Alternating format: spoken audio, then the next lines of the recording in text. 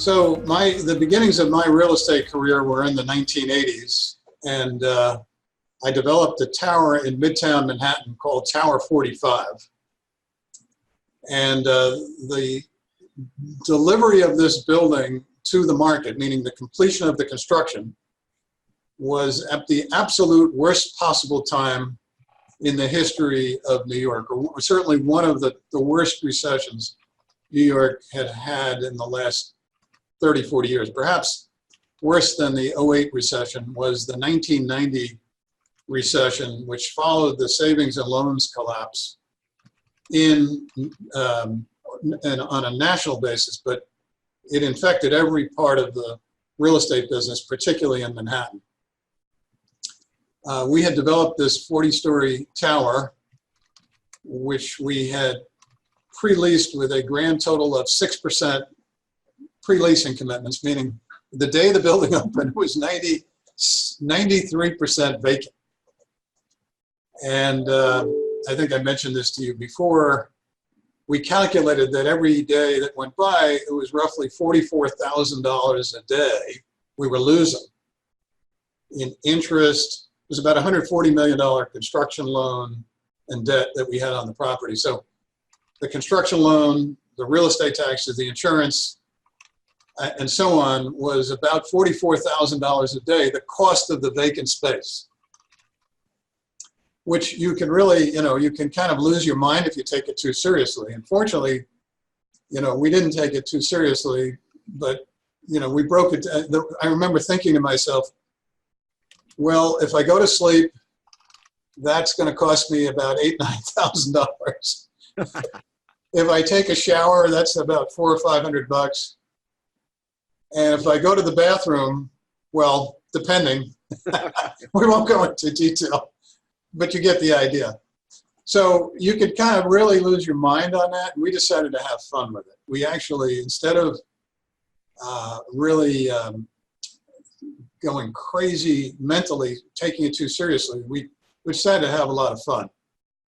And how it all started was that the ad firm came to me that we had hired, a big fancy New York ad firm that represented virtually every major real estate developer who had developed a high-rise office tower. And Manhattan hired this firm, and they said, Larry, here's your bill. We want you to sign on this. $50,000 for the Wall Street Journal, $50,000 for the New York Times, full-page ads. You've got to do it. Every building always does this. And I said, wait a minute. I'm going to spend $100,000 on ads one time, and this is going to be shown, in the case of the New York Times, maybe to ladies going to sales at Macy's in New York to buy, bedding for a new bed that they bought. Am I really effectively targeting the marketing? So in college, I sort of majored in sex, drugs, and rock and roll. But I did learn a few things, and I actually, believe it or not, still remember one or two things.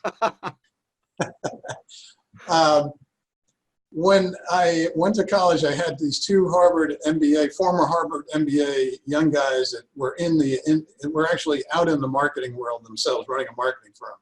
And so I took this marketing course, and they hammered home, know exactly who you're marketing to.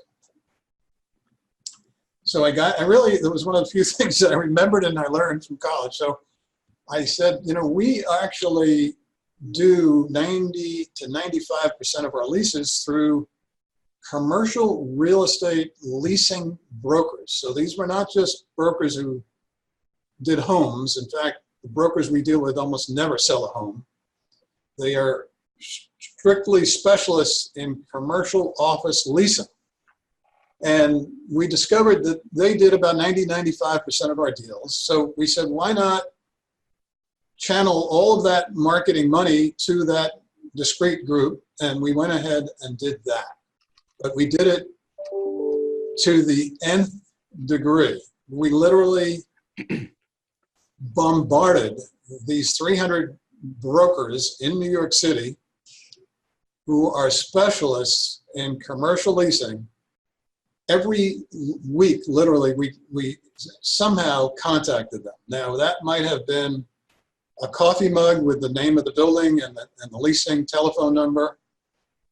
It was squeeze balls, which was big in 1990.